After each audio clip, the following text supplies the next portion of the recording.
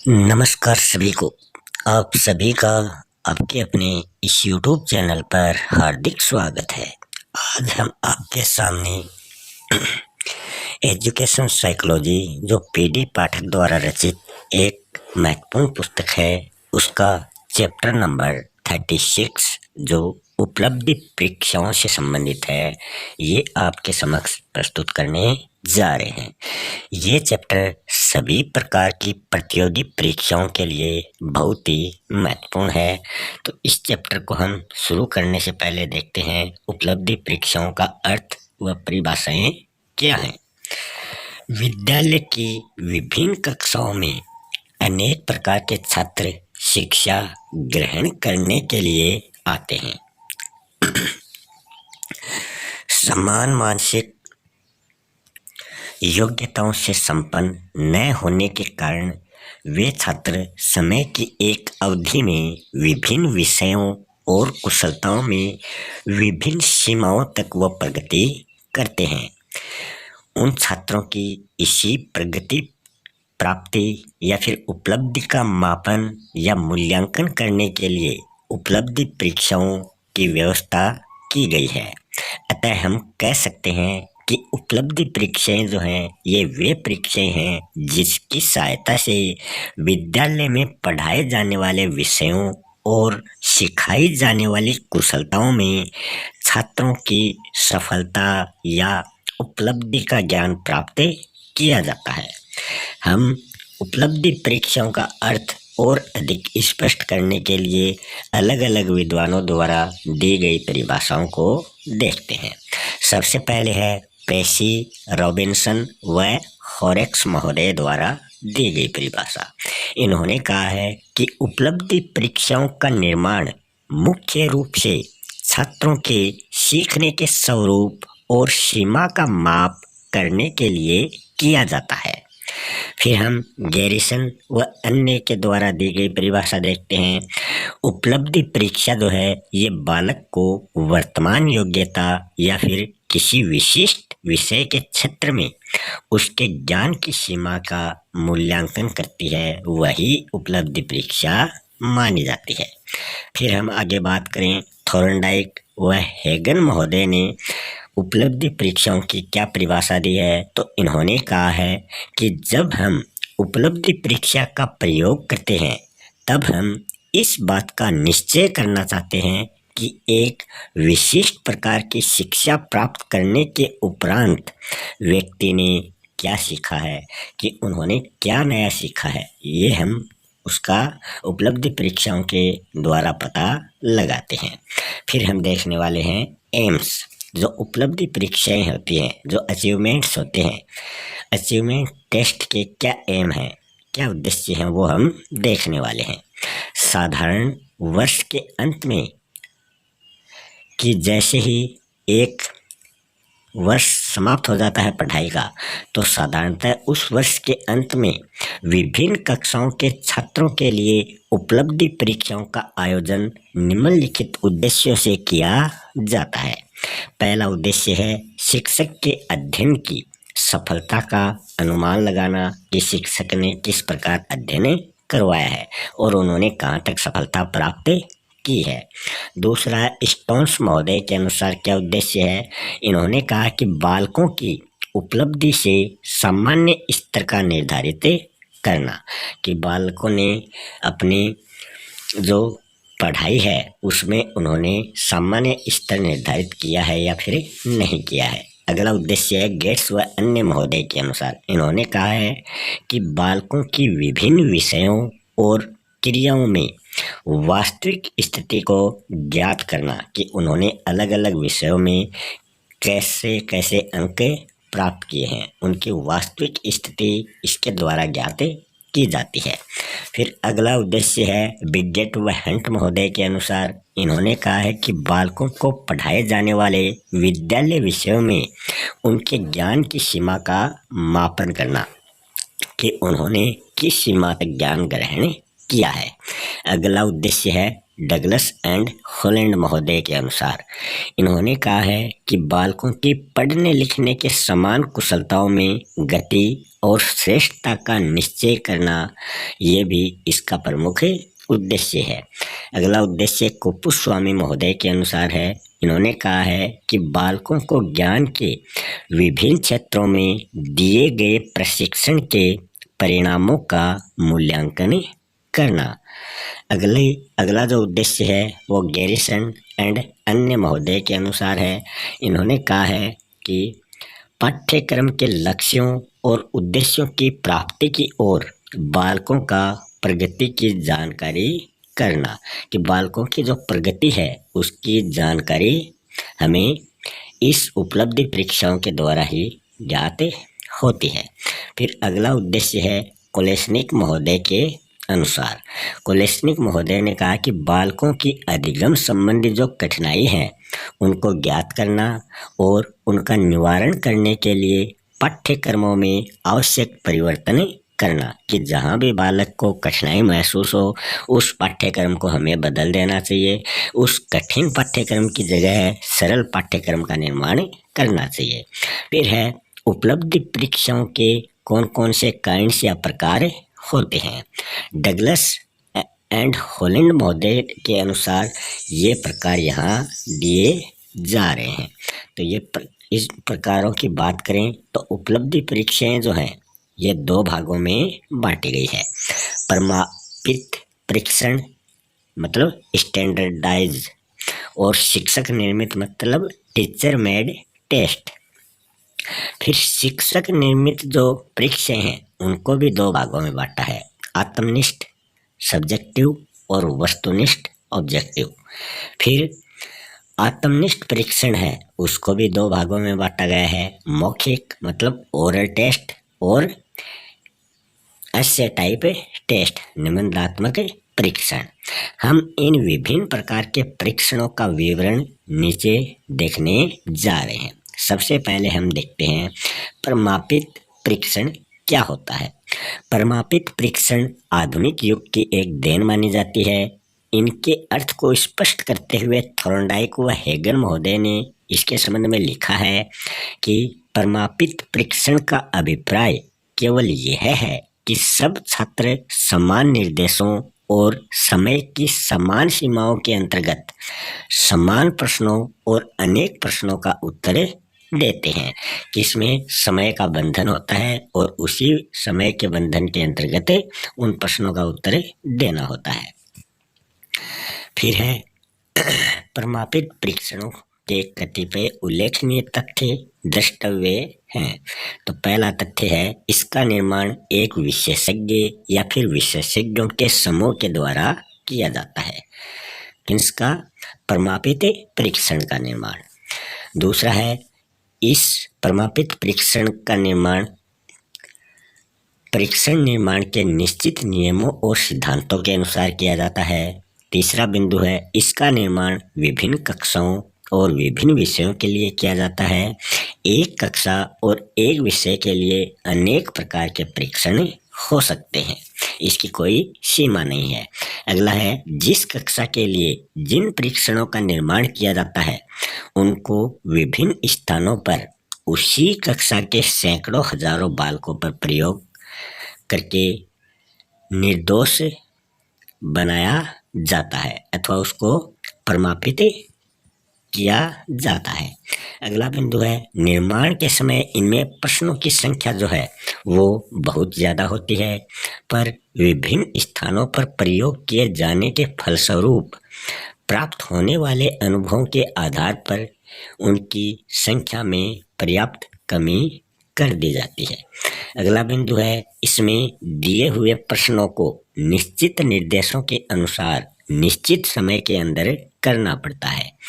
इसमें इंस्ट्रक्शन भी होते हैं और लिमिट होती है टाइम की, उसके अंदर ही हमें इनको करना पड़ता है।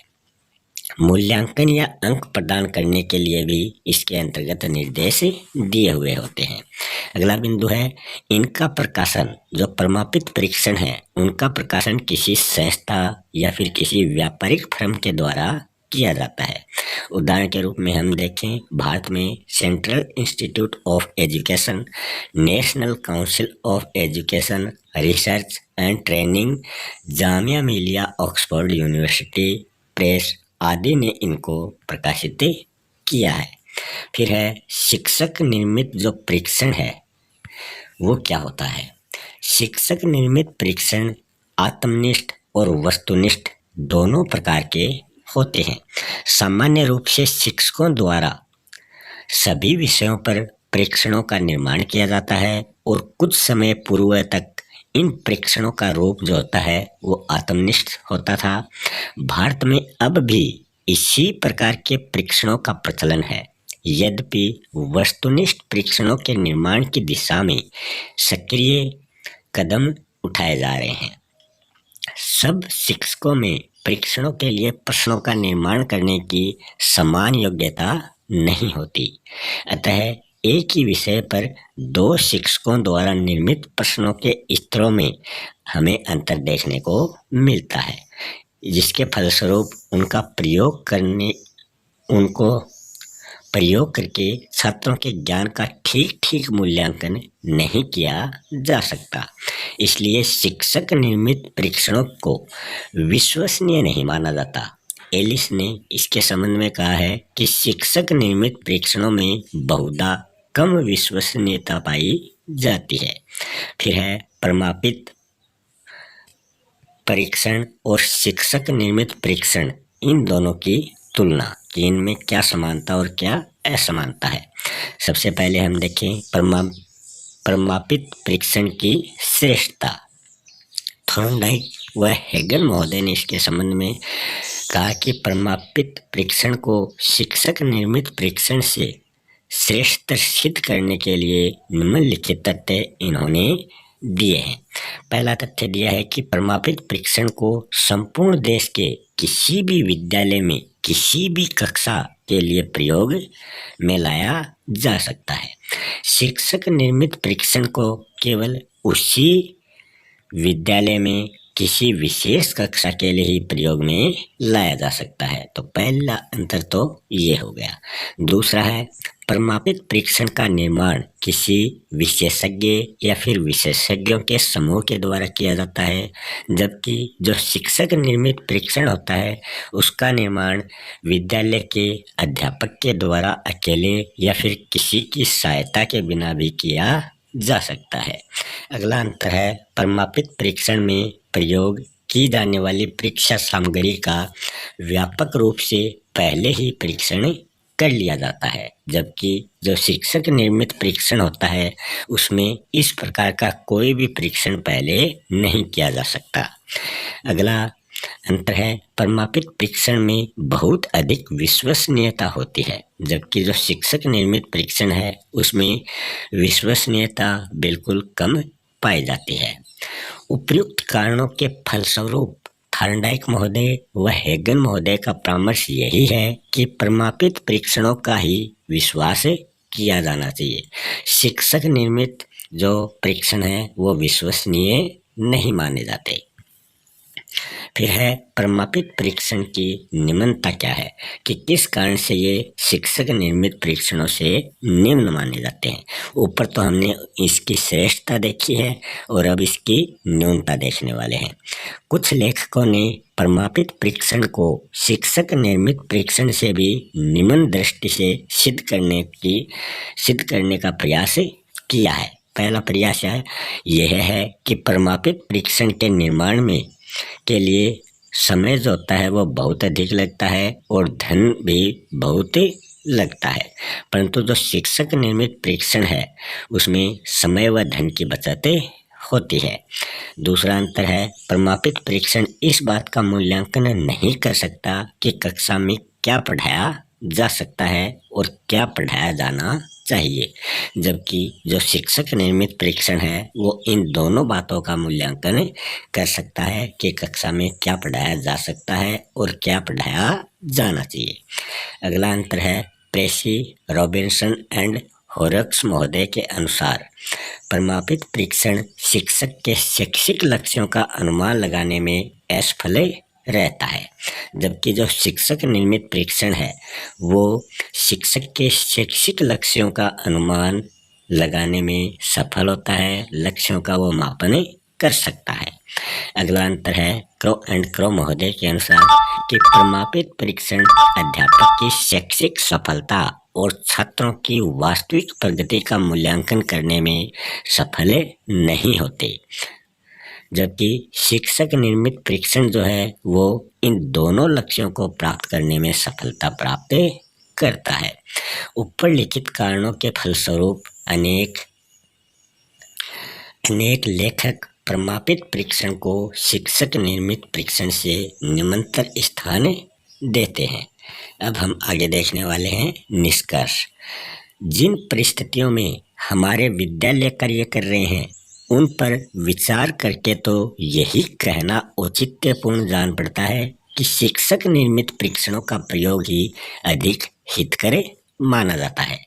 प्रमापित परीक्षणों के प्रयोग में 3 विशेष आपत्तियां आई हैं। पहली आपत्ति है उनको पर्याप्त धन व्यय करके ही प्रयोग में लाया जा सकता है, पर धन व्यय करने पर भी यह आवश्यक नहीं है कि वे उचित समय पर उपलब्ध हो जाएं, कि इसमें धन भी अधिक लगता है और धन अधिक लगने पर भी ये ज़रूरी नहीं है कि वो उसी समय प्रयोग में लाया जाए। दूसरा है कि विद्यालय और छात्रों की स्थानीय ज़रूरतों को केवल शिक्षक निर्मित परीक्षण ही पूर्ण कर सकता है, जबकि प्रमापित परीक्षण ऐसा नहीं कर सकता। तीसरी आपत्ति यह है कि प्रेसी, रॉबिन्सन व हॉरेक्स महोदय के शब्दों में कहा गया है कि प्रमापित परीक्षण का भले ही सर्वोत्तम विधि से निर्माण किया गया हो, पर यह जरूरी नहीं है कि उसमें एक विशेष अध्यापक या फिर एक विशेष विद्यालय के सब महत्वपूर्ण लक्ष्यों का समावेश उसके अंतर्गत हो। फिर है मौखिक परीक्षा। मौखिक मतलब मुख से उच्चारित की जाने वाली परीक्षा। एक समय ऐसा था जब विद्यालयों और उच्च शिक्षा संस्थाओं में मौखिक परीक्षाओं की सबसे अधिक प्रधानता मानी जाती थी। आधुनिक युग में लिखित परीक्षाओं का प्रचलन होने के कारण इसका महत्व बहुत कम हो गया है। आपने देखा होगा पहले गुरुकुलों में पढ़ाई होती थी तो कोई भी कागज पेन कुछ नहीं था, तब मौखिक परीक्षा या मौखिक ज्ञान ही उनको दिया जाता था। और आज के वर्तमान युग में क्या होता है, मौखिक ज्ञान बिल्कुल बंद हो गया है और सभी को लिखित ज्ञान देना शुरू कर दिया गया है। फिर भी प्राथमिक कक्षाओं और उच्च कक्षाओं में विज्ञान के विषयों की प्रयोगात्मक परीक्षाओं एवं वायवा के रूप में अब भी मौखिक परीक्षाओं का अस्तित्व शेष है, कि जो वायवा लिए जाते हैं प्रयोगात्मक परीक्षाओं में, तब मौखिक परीक्षाओं का आयोजन उस समय किया जाता है। मौखिक परीक्षा का मूल्यांकन करते हुए राइट स्टोन ने अपनी पुस्तक इवेल्युएशन इन मॉडर्न एजुकेशन में ये लिखा है कि मौखिक परीक्षा कितनी भी अच्छी क्यों न हो, पर छात्रों को अंक प्रदान करने के लिए एक निम्न साधन माना जाता है। इसका महत्व केवल निदानात्मक साधन के रूप में और उन परिस्थितियों में होता है जिनमें लिखित परीक्षाओं का प्रयोग नहीं किया जा सकता। फिर हम बात करें निबंधात्मक परीक्षण कि जो ऐसे टाइप के टेस्ट होते हैं उनमें क्या होता है। सबसे पहले हम इसका अर्थ देखेंगे कि निबंधात्मक परीक्षण होता क्या है। हमारे देश में निबंधात्मक परीक्षा का ही प्रचलन पाया जाता है। इस परीक्षा प्रणाली में छात्रों को कुछ प्रश्न दे दिए जाते हैं जिनके उत्तर उन छात्रों को निर्धारित समय में देने पड़ते हैं। मतलब ये लिखित परीक्षा है कि जो निबंधात्मक परीक्षण है ये परीक्षण लिखित ही होता है। इसके गुण या विशेषताएं क्या हैं कि जो निबंधात्मक परीक्षा प्रणाली है इसमें उत्तम गुणों का इतना बाह्यत्व है कि वर्षों व्यतीत हो जाने पर भी इसकी लोकप्रियता में किसी प्रकार की कोई विशेष न्यूनता परिलक्षित नहीं होती है। इस प्रणाली के उल्लेखनीय गुण नीचे दिए जा रहे हैं। सबसे पहला गुण या विशेषता है सब विषयों के लिए उपयोगी। निबंधात्मक जो परीक्षा है, ये परीक्षा प्रणाली विद्यालय के सभी विषयों के लिए उपयोगी साबित हुई है। ऐसा एक भी विषय की ओर संकेत नहीं किया जा सकता जिसके लिए इस प्रणाली का लाभप्रद ढंग से प्रयोग न किया जा सके। दूसरा गुण या विशेषता है उत्तर व भाव प्रकाशन की स्वतंत्रता। निबंधात्मक शिक्षा प्रणाली में बालकों को प्रश्नों के उत्तर देने और उनके संबंध में अपने भावों का प्रकाशन करने की पूर्ण स्वतंत्रता प्रदान की जाती है कि बच्चे अपने भावों या विचारों को लिखकर उन उत्तरों में दे सकते हैं। इन दोनों बातों में उनके ऊपर किसी प्रकार का कोई प्रतिबंध नहीं होता है।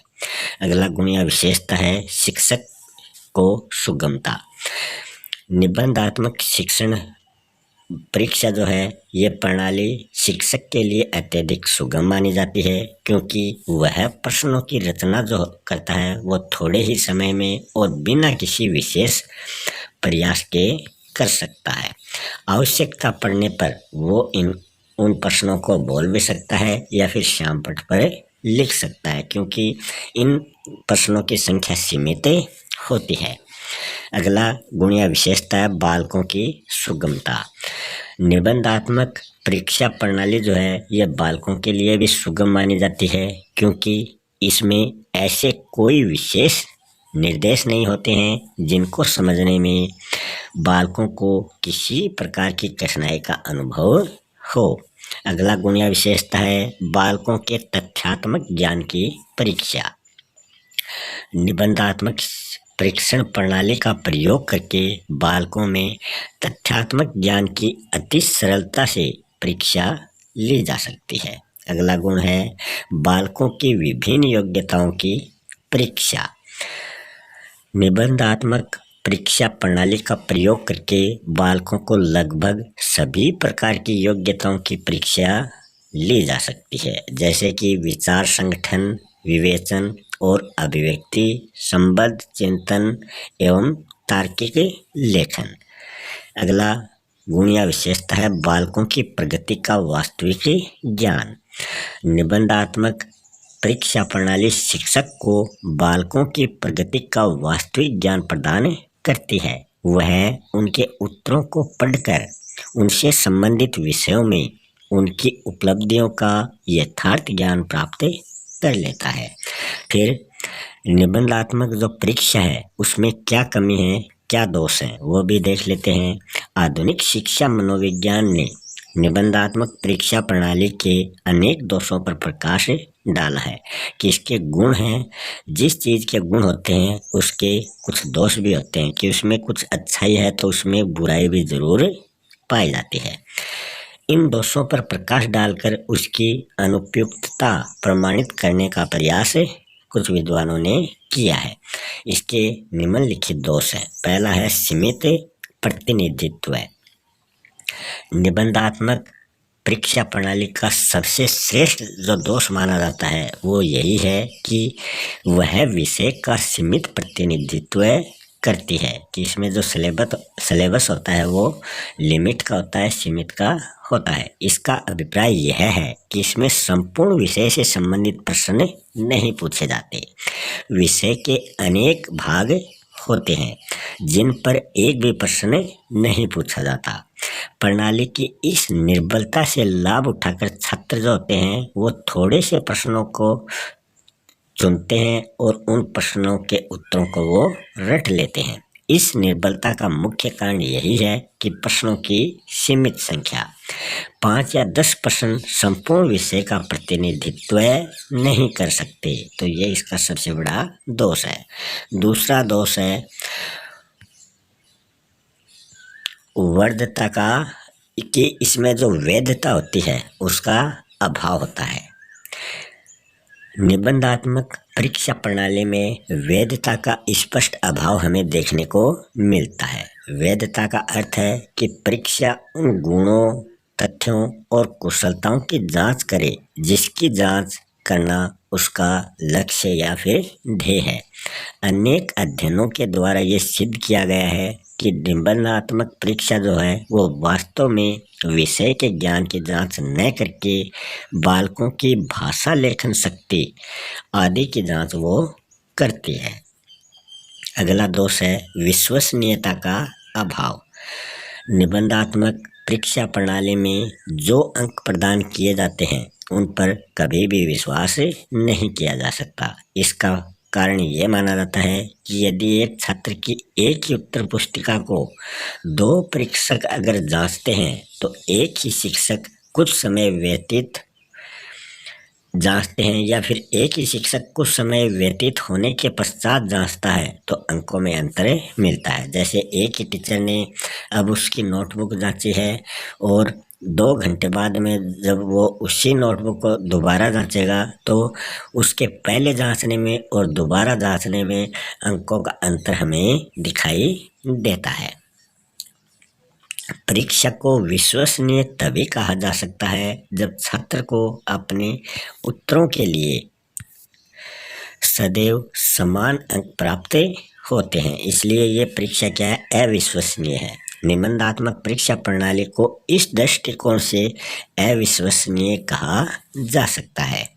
अगला दोष है भविष्यवाणी का अभाव। निबंधात्मक परीक्षा प्रणाली के परिणामों के आधार पर छात्रों के भविष्य के संबंध में किसी प्रकार का निश्चित निर्णय नहीं दिया जा सकता। इसका कारण ये है कि अंकों की प्राप्ति रटने की शक्ति, लेखन शक्ति, अभिव्यंजना, सुलेख, उपयुक्त भाषा एवं संयोग पर निर्भर रहती है। अगला जो दोष है वो है अंकों में विविधता। निबंधात्मक परीक्षा प्रणाली में प्रदान किए जाने वाले अंकों में पर्याप्त विविधता पाई जाती है। इसके संबंध में अनेक अध्ययन किए गए हैं। उदाहरण के रूप में हम देखें कि स्ट्रेच एंड इलियट महोदय ने बताया कि जब 142 शिक्षकों से अंग्रेजी की उत्तर पुस्तिकाओं को जंचवाया गया तो उनके द्वारा प्रदान किए गए अंक 50 और 98 के बीच में थे। फिर अगला दोष है आत्मनिष्ठता। निबंधात्मक परीक्षा प्रणाली में आत्मनिष्ठता की प्रधानता पाई जाती है, जबकि अच्छे परीक्षण में वस्तुनिष्ठता का होना जरूरी होता है। इसमें उत्तरों के अंकन में परीक्षण के विचारों, धारणाओं, मानसिक स्तरों, मनोदशाओं, अभिव्यक्तियों आदि का वृहत प्रभाव पड़ता है। इसमें उत्तर पुस्तिकाओं के अंकन के लिए वस्तुनिष्ठ परीक्षाओं के समान कोई उत्तर तालिका नहीं होती कि जो मल्टीपल चॉइस वाले क्वेश्चन हैं उनकी तो उत्तर तालिका होती है, उनकी तो की होती है, मगर जो निबंधात्मक परीक्षा है उनकी किसी प्रकार की कोई की उत्तर तालिका नहीं होती, जिसको आधार बनाकर सभी परीक्षक उत्तर पुस्तिकाओं का अंकन कर सके। कुछ परीक्षक जो हैं वो सहृदय होने के कारण अधिक अंक प्रदान करते हैं कि उन्होंने कुछ शिक्षकों का बच्चों से लगाव होता है तो वो उन बच्चों को अधिक अंक अपनी तरफ से इस परीक्षा में दे देते हैं, और कुछ कठोर शिक्षक होने के कारण कम अंक देते हैं, तो कुछ शिक्षक आलसी और लापरवाह होने के कारण उत्तरों को पढ़ते ही नहीं है वरन अव्यवस्थित ढंग से उनको अंक प्रदान करते हैं। तभी आपने देखा होगा कि जो कमज़ोर है उसके तो परीक्षा में अधिक अंक मिलते हैं और जो इंटेलिजेंट है उनको परीक्षा में कम अंक मिलते हैं। तो ये शिक्षकों की लापरवाही का परिणाम माना जाता है। इन सब कारणों के फलस्वरूप इस प्रणाली में आत्मनिष्ठता की मात्रा सबसे अधिक देखने को मिलती है। अगला दोष है अंकन में अधिक समय। निबंधात्मक परीक्षा प्रणाली में छात्रों द्वारा दिए जाने वाले उत्तर काफ़ी लंबे होते हैं, उनको आद्योपांत मतलब शुरू से लेकर अंत तक पढ़कर ही उनका उचित ढंग से मूल्यांकन किया जा सकता है। इसके लिए न केवल अधिक समय बल्कि अधिक शक्ति की भी आवश्यकता होती है। स्टानलेनकर महोदय ने एजुकेशनल मेश्योरमेंट में लिखा है कि भली प्रकार लिखे गए निबंधात्मक प्रश्न का ठीक मूल्यांकन दीर्घकालीन और कठिन कार्य है और इसे उचित प्रकार से करने के लिए बुद्धि, परिश्रम और धैर्य की आवश्यकता होती है। फिर अंत में निष्कर्ष के रूप में हम कह सकते हैं कि हमारे निबंधात्मक परीक्षा प्रणाली के दोनों पक्षों का दिग्दर्शन कराया है। इसके गुण भी हैं और इसके दोष भी हैं। उन पर सम्यक दृष्टि से विचार करके हम अंत में यही कह सकते हैं कि निबंधात्मक परीक्षा प्रणाली की उपादेयता को चुनौती नहीं दी जा सकती। इस संबंध में एलिस के ये शब्द उल्लेखनीय माने जाते हैं कि निबंधात्मक परीक्षाएं जो हैं ये छात्रों को मौलिकता का अवसर देती हैं और उनकी तर्क शक्ति की जांच करने के लिए वस्तुनिष्ठ परीक्षाओं की अपेक्षा इनका प्रयोग साधारणतः अधिक सरल है। फिर है वस्तुनिष्ठ परीक्षणों का अर्थ। वस्तुनिष्ठ परीक्षणों का विकास करने का अभिनंदनीय कार्य J.M. राइस महोदय ने किया है। उन्होंने इन परीक्षणों की रचना, प्रयोग और अंकन आदि के संबंध में अनेक मौलिक कार्य किए हैं। उसके कार्यों से प्रोत्साहित होकर स्ट्रैच एंड इलियट महोदय ने अनेक अध्ययन करके इन परीक्षणों की उपयोगिता को सिद्ध किया है। फलस्वरूप इनके प्रयोग पर अधिकाधिक बल दिया जाने लगा है। वस्तुनिष्ठ परीक्षा वो परीक्षा है जिसमें विभिन्न परीक्षक जो हैं वो स्वतंत्रतापूर्वक कार्य करने के उपरांत अंकों के संबंध में एक ही निष्कर्ष पर पहुंचते हैं या फिर समान उत्तरों के लिए समान अंक वो प्रदान करते हैं। गुड महोदय के अनुसार वस्तुनिष्ठ परीक्षा जो है ये साधारणतः सत्य असत्य उत्तर, बहुसंख्यक चुनाव, मिलान या फिर पूरक प्रकार के प्रश्नों पर आधारित होता है, जिनका सही उत्तरों की तालिका की सहायता से अंकन किया जाता है। यदि कोई उत्तर तालिका के विपरीत होता है तो उसे गलत माना जाएगा। फिर है वस्तुनिष्ठ परीक्षणों के प्रकार। सबसे पहला है सरल पुनः स्मरण टेस्ट। इस टेस्ट में परीक्षार्थी को प्रश्नों के उत्तर स्वयं स्मरण करके लिखने पड़ते हैं।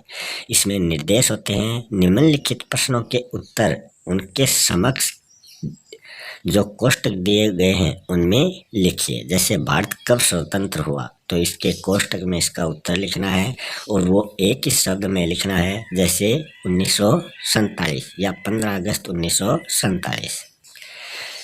ये इस प्रकार के नीचे क्वेश्चन है। उत्तर प्रदेश के राज्यपाल कौन है, भारत के प्रथम राष्ट्रपति कौन है, रामायण की रचना किसने की।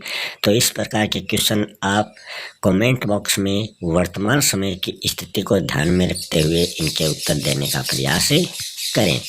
फिर सत्य असत्य टेस्ट होता है, ट्रू फॉल्स वाला। इस टेस्ट में परीक्षार्थी को सत्य असत्य के उत्तर देने पड़ते हैं, उस पर टिक लगाना पड़ता है। तो निम्नलिखित कथन यदि सही है तो सत्य और अगर गलत है तो असत्य को रेखांकित कीजिए, मतलब या तो उसको अंडरलाइन करो या वहाँ टिक लगा दो। जैसे शिवाजी का जन्म 1605 में हुआ तो ये बात सही है या गलत है। अगर सही है तो सही पे टिक लगाओ, अगर गलत है तो गलत पे टिक लगाओ। गांधी जी की मृत्यु बम्बई में हुई तो ये 4 क्वेश्चन हैं। इन 4 क्वेश्चनों को भी आप कमेंट बॉक्स में उत्तर देने का प्रयास करें कि आपको ये आते हैं या नहीं आते हैं। अगला है बहुसंख्यक चुनाव टेस्ट। इसमें मल्टीपल चॉइस वाले क्वेश्चन होते हैं। इस टेस्ट में परीक्षार्थी का दिए हुए अनेक उत्तरों में से जो सही उत्तर है उसका चुनाव उनको करना पड़ता है। सबसे पहले इसके अंतर्गत निर्देश होता है कि निम्नलिखित कथनों के अनेक उत्तर दिए गए हैं जिनमें से एक सही कथन है और उस सही उत्तर को आपको रेखांकित करना है। जैसे पंजाब की राजधानी यहाँ दिल्ली, लखनऊ, चंडीगढ़, जयपुर दे रखी है, तो आपको इनमें से जो सही है उसको रेखांकित करना है। अकबर ने चलाया था, क्या चलाया था वो आपको बताना है। गांधी जी की मृत्यु कब हुई, तो ये इस प्रकार के बहुसंख्यक चुनाव टेस्ट ये होते हैं। फिर है मिलान टेस्ट, मतलब मैचिंग टेस्ट। इस टेस्ट में परीक्षार्थी को दो पदों में मिलान करके कोष्टक में सही पद लिखना पड़ता है। जैसे इसमें भी इंस्ट्रक्शन होते हैं कि यहाँ कुछ घटनाएं दी गई हैं और उन घटनाओं के सामने अव्यवस्थित रूप से उनसे संबंधित तिथियां दी गई हैं। अव्यवस्थित क्यों कहा है, क्योंकि ये इस पानीपत का प्रथम युद्ध है तो इसके सामने यही तिथि है तो ये व्यवस्थित हो जाती, मगर इसमें ये इसके सामने सही तिथि अंकित नहीं है इसलिए इसको अव्यवस्थित कहा है। तो आपको इनमें से चुनाव करना है। फिर वो कौन सी डेट है, पानीपत का प्रथम युद्ध मान लो 1526 को हुआ तो यहाँ आपको 1526 लिखना है। ऐसे ही राणा प्रताप की मृत्यु कब हुई, 1597 को, तो यहाँ 1597 लिखना है। फिर आगे है पूरक टेस्ट। इस टेस्ट में परीक्षार्थी को वाक्यों में रिक्त स्थानों की पूर्ति करनी पड़ती है कि इसमें खाली स्थान होते हैं वहाँ आपको लिखना पड़ता है। इसमें भी इंस्ट्रक्शन दिए हुए होते हैं कि निम्नलिखित वाक्यों में रिक्त स्थानों की पूर्ति कीजिए। जैसे भारत के राष्ट्रपति हैं तो वर्तमान में कौन है वो आपको यहाँ लिखना है। उत्तर प्रदेश की राजधानी है तो कौन सी राजधानी है वो लिखनी है। द्वितीय विश्व युद्ध किस सन में हुआ वो सन लिखनी है। गीतांजलि के राइटर कौन है वो आपको यहाँ लिखना है। फिर आगे हम देखें वस्तुनिष्ठ परीक्षणों के कौन कौन से गुण हैं या फिर कौन सी उनकी विशेषताएं हैं।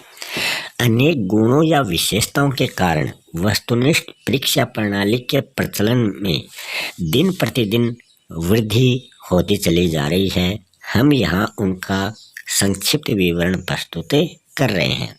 सबसे पहला गुण या विशेषता है वैधता।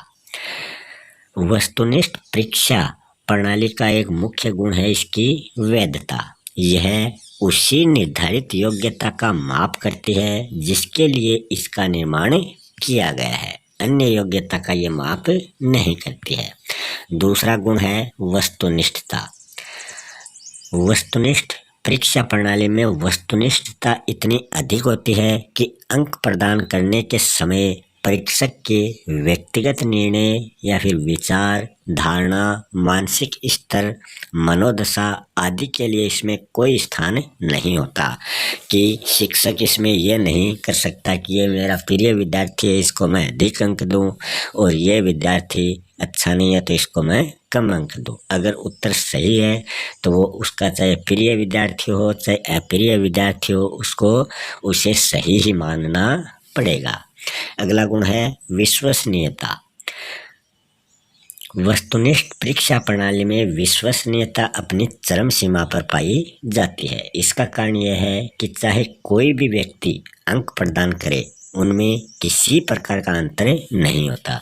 चाहे कितने भी शिक्षकों से हम उनकी आंसर की चेक करवा लें, कितने भी शिक्षक उनके उत्तरों की जांच करें, सभी में अंक समान आते हैं।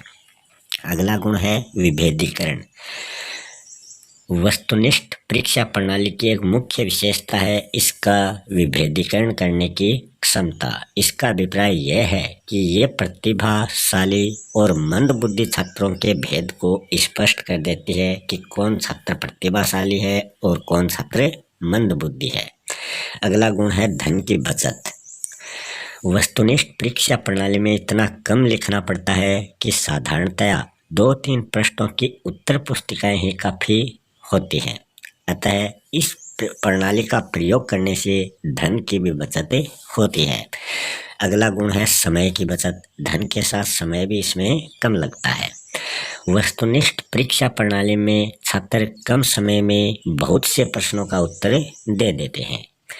परीक्षकों का भी उत्तर पुस्तिकाओं का जांचने में कम समय लगता है। इस प्रकार छात्रों और परीक्षकों दोनों के समय की बचत होती है।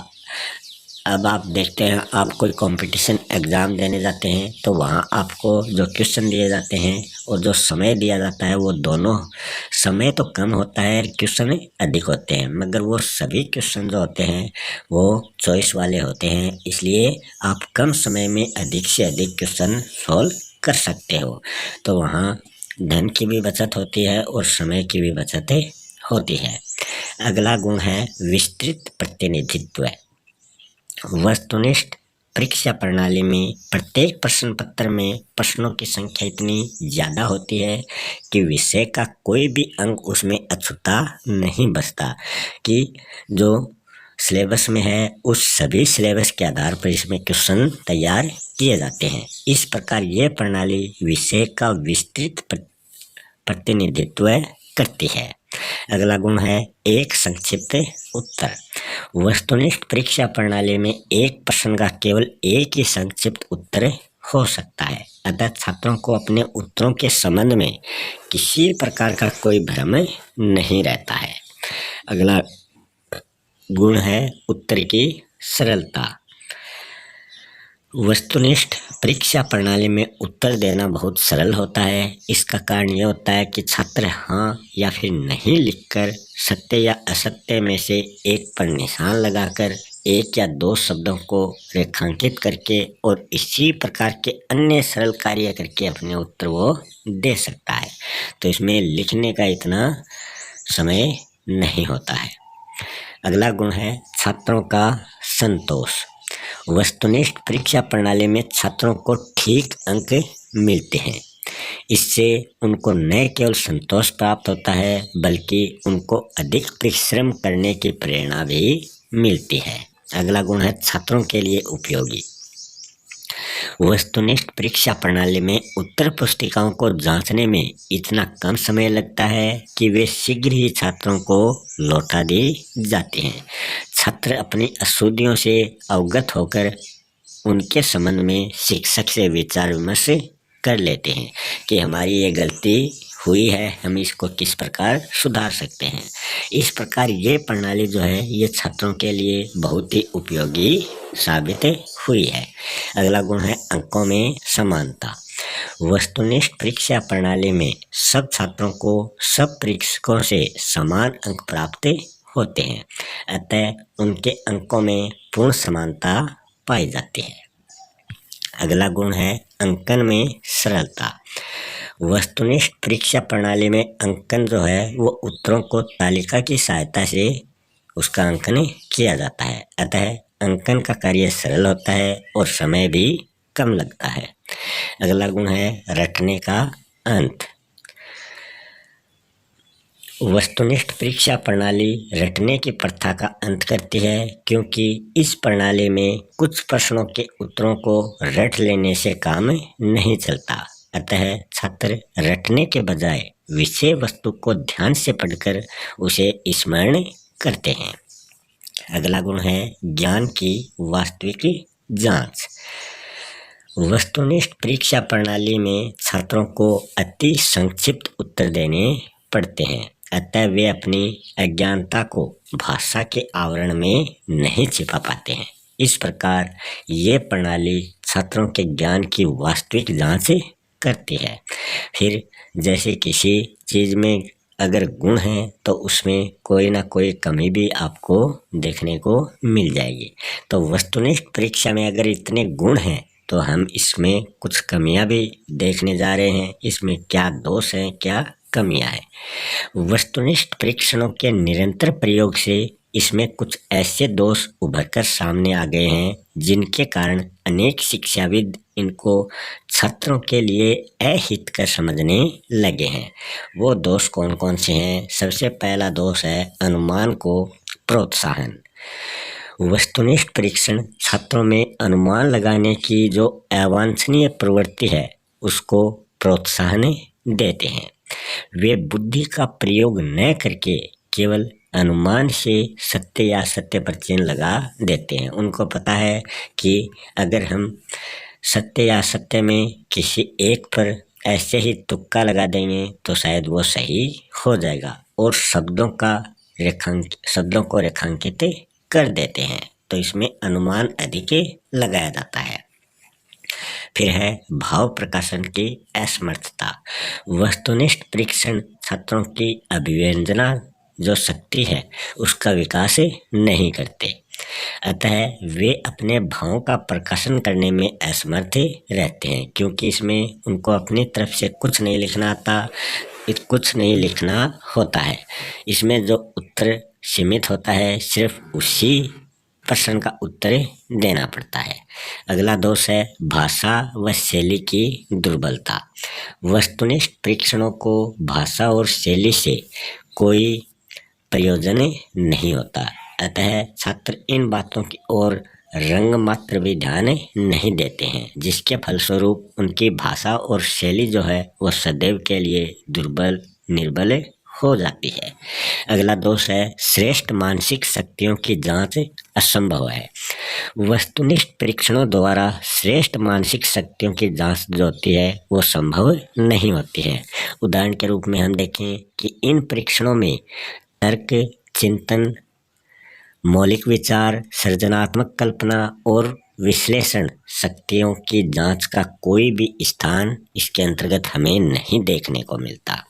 अगला दोष है केवल तथ्यात्मक ज्ञान की जांच। वस्तुनिष्ठ परीक्षणों के द्वारा केवल तथ्यात्मक ज्ञान पर ही बल दिया जाता है, अतः केवल इसी ज्ञान की जांच इन परीक्षणों के द्वारा की जाती है।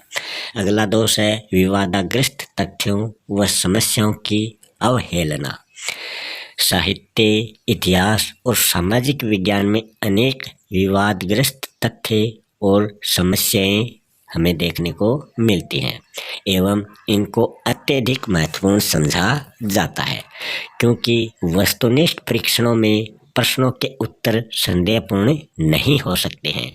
इसलिए इन महत्वपूर्ण विवादग्रस्त तथ्यों और समस्याओं को सदैव के लिए ही छोड़ दिया जाता है, जिसके फलस्वरूप छात्रों की तर्क और चिंतन शक्तियां जो होती हैं वो अविकसित रह जाती हैं। अगला दोष है अधिक धन की आवश्यकता। वस्तुनिष्ठ परीक्षणों में प्रश्नों की संख्या बहुत ज़्यादा होती है। इन प्रश्नों को बोलना या फिर श्यामपट्ट पर लिखना संभव नहीं होता है, अतः हर बार उनकी उतनी ही प्रतियां छपवानी पड़ती हैं जितने छात्र होते हैं। इसके लिए पर्याप्त धन की आवश्यकता पड़ती है। अगला दोष है शिक्षक पर अत्यधिक भार। वस्तुनिष्ठ परीक्षण जो है ये शिक्षक पर अत्यधिक भार डालते हैं। छोटे उत्तरों वाले प्रश्नों का निर्माण करने में उसे पर्याप्त कठिनाई का सामना करना पड़ता है। इसके अतिरिक्त इनकी संख्या भी बहुत अधिक होती है, अतः उसका अधिकांश समय इन प्रश्नों की रचना करने में व्यतीत हो जाता है। उससे इतने परिश्रम की मांग करना उसके प्रति अन्याय करना होता है। फिर है वस्तुनिष्ठ परीक्षणों का क्या योगदान है। स्किनर महोदय का मत है कि अपनी सीमाओं के बावजूद वस्तुनिष्ठ परीक्षणों में शिक्षा को 4 रूपों में अपूर्व योगदान दिया है। वो कौन कौन से योगदान है? पहला है इन परीक्षणों ने छात्रों में व्यक्तिगत भेदों की उपस्थिति पर बल देने वाले साधनों के रूप में काम किया है। दूसरा योगदान है इन्होंने छात्रों की शक्तियों और उपलब्धियों का अधिक उत्तम वर्गीकरण करने की विधि प्रस्तुत की है। तीसरा योगदान है इन्होंने छात्रों के बारे में शिक्षकों के प्रति त्वरित, अति संकुचित और अति व्यक्तिगत निर्णयों पर अंकुश लगा दिया है। चौथा योगदान है जैसा कि हम स्किनर महोदय के शब्दों में कह सकते हैं कि ऐसे परीक्षणों के बिना जिन पर अंक वस्तुनिष्ठ दृष्टि से दिए जाते हैं बच्चों और युवकों के मानसिक और शैक्षिक विकास पर बहुत सा ऐसा अनुसंधान हो पाता है जिनसे शिक्षा की प्रक्रिया पर प्रभाव डाला है। फिर हम देखें उपलब्धि जो परीक्षाएं हैं इनके प्रयोग या फिर इनके उपयोग। थोर्नडाइक व हेगन महोदय ने विद्यालय में उपलब्धि परीक्षाओं के अनेक प्रयोगों एवं उपयोगों का उल्लेख किया है। ये है, सबसे पहला है श्रेणी विभाजन। उपलब्धि परीक्षाएं जो हैं ये छात्रों की योग्यताओं का मूल्यांकन करने की सबसे निर्दोष विधि मानी जाती हैं। अतः इनका प्रयोग करके छात्रों को अति उत्तम ढंग से विभिन्न श्रेणियों में उनको बांटा जा सकता है। फिर है वर्गीकरण, क्लासिफिकेशन। मतलब जो उपलब्धि परीक्षाएं हैं इनमें छात्रों को जो अंक प्राप्त होते हैं उनके मानसिक स्तरों का सहज ही अनुमान लगाया जा सकता है। अतः उन्हें शिक्षण के लिए अपने मानसिक स्तरों के अनुकूल वर्गों में स्थान दे दिया जाता है। फिर है प्रेरणा। उपलब्धि परीक्षाएं छात्रों को प्रेरणा प्रदान करने में भी बहुत ही सफल सिद्ध हुई है। उनका व्यक्तिगत या फिर सामूहिक रूप से परीक्षा फलों को सुनाकर या फिर परीक्षा फलों के चार्ट दिखाकर अधिक अध्ययन करने के लिए उनको प्रेरित किया जा सकता है। फिर है व्यक्तिगत शिक्षण। उपलब्धि परीक्षाओं की सहायता से कुशाग्र बुद्धि छात्रों की समय से पूर्व कक्षोन्नति की जा सकती है और मंद बुद्धि छात्रों को अधिक कार्य देकर कक्षा के सामान्य स्तर पर उन्हें लाया जा सकता है। अगला है व्यक्तिगत सहायता। उपलब्धि परीक्षाओं का प्रयोग करके सामान्य प्रतिभा, मंद बुद्धि और विभिन्न विषयों में विशेष योग्यता वाले छात्रों को सरलता से चयन करके उनको उनकी व्यक्तिगत आवश्यकताओं के अनुसार शिक्षा प्रदान की जा सकती है। आगे है शैक्षिक निर्देशन। उपलब्धि परीक्षाओं में छात्रों द्वारा प्राप्त किए गए अंकों के पूर्व और वर्तमान अभिलेखों का अध्ययन करके उनका उन विषयों को न लेने का निर्देश दिया जा सकता है कि जिन विषयों में वो कमज़ोर हैं उन विषयों को वो छोड़ सकते हैं जिनमें उनकी उपलब्धियां अति निम्न होती हैं। अगला है छात्रों को परामर्श। उपलब्धि परीक्षाएं छात्रों की विशिष्ट रुचियों और कार्य क्षमताओं का स्पष्ट चित्र प्रस्तुत करती हैं। अतः इनके आधार पर छात्रों को भावी अध्ययन के संबंध में परामर्श देकर उनको लाभान्वित किया जा सकता है। अगला बिंदु है छात्रों की कठिनाइयों का निदान। उपलब्धि परीक्षाएं जो हैं यह छात्रों की सामान्य कठिनाइयों का ज्ञान प्रदान करती हैं। यह ज्ञान प्राप्त हो जाने पर उनका निवारण किया जाता है और इस प्रकार छात्रों की प्रगति में प्रत्यक्ष योग दिया जा सकता है। अगला बिंदु है अध्यापक के कार्य का परीक्षण। उपलब्धि परीक्षाएं एक प्रकार से शिक्षक का जो कार्य है उसी का परीक्षण करते हैं। इसको हम उदाहरण के रूप में देखें। यदि किसी परीक्षा में अधिकांश छात्रों को कम अंक प्राप्त होते हैं तो इसका अभिप्राय यही है कि अध्यापक की जो शिक्षण विधि है वो दोषपूर्ण है या फिर शिक्षण सामग्री में कोई त्रुटि है। संभवतः अध्यापक की शिक्षण विधि पाठ्य विषय या फिर छात्रों के मानसिक स्तर के अनुकूल नहीं है। इसी कारण छात्रों के कम अंक आए हैं। संभवतः उसने शिक्षण सामग्री की स्पष्ट व्याख्या छात्रों के समक्ष नहीं की है। इस प्रकार के और भी अन्य कारण हो सकते हैं। अतः उपलब्धि परीक्षाएं अध्यापक के कार्य का परीक्षण करती हैं। इस प्रसंग में कोलेस्निक महोदय ने सही लिखा है कि बुद्धिमान अध्यापक को परीक्षाओं को अपने स्वयं के कार्यों का परीक्षण समझना चाहिए कि बुद्धिमान अध्यापक वही है जो बच्चों को उचित शिक्षण विधियों, उचित पाठ्यक्रमों से शिक्षा प्रदान करके उनको उत्तम अंक प्रदान करने में सहायता करता है। तो इसी के साथ यह चैप्टर समाप्त हुआ और इस चैप्टर से संबंधित नीचे इम्पोर्टेंट क्वेश्चन है। अगर आपको वीडियो अच्छा लगे तो चैनल को सब्सक्राइब करें, वीडियो को लाइक व शेयर करें। मिलते हैं नेक्स्ट वीडियो में एक नए चैप्टर के साथ। तब तक